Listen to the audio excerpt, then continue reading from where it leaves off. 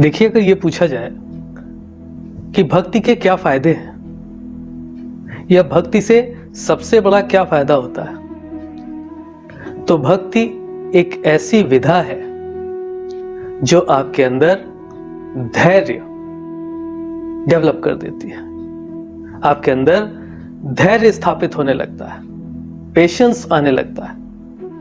भाई, भक्ति तो एक तरफा होती है ना। भक्ति यदि एक तरफा होती है तो आपको तो सिर्फ प्रतीक्षा करनी होती है ना भगवान की।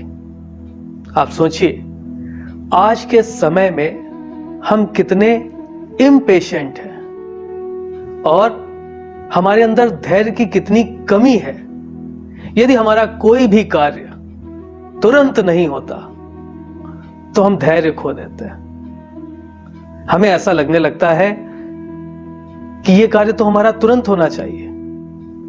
अगर कोई काम हमारा तुरंत नहीं हो रहा है तो हम इसे अपनी प्रतिष्ठा का प्रश्न बना लेते हैं। परंतु जब हम भक्ति करते हैं तो आप खुद सोचिए, हमें सिर्फ एक प्रतीक्षा करनी होती है।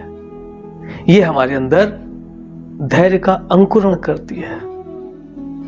हम अपनी तरफ से तो सभी कुछ बोलते हैं, सभी बातें कहते हैं, परंतु हमें जवाब किसी चीज का नहीं मिलता और हमें वातावरण में उन जवाबों को स्वयं से सुनना होता है। इससे हमारे अंदर एक भावना उत्पन्न होती है खुद से चीजों को व्यवस्थित करने की, क्योंकि हमारे अंदर धैर्य आ जाता है। अक्सर हम ये गलती करते हैं कि बिना धैर्य के चीजों के बारे में अपनी तरफ से कुछ निर्णय ले लेते हैं और बाद में हमें लगता है कि हमने जल्दबाजी की।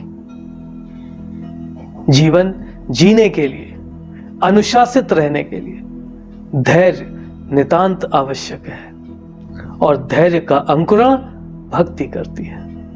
तो यदि आप भक्ति कर रहे हैं, और भक्ति का तात्पर्य क्या होता है?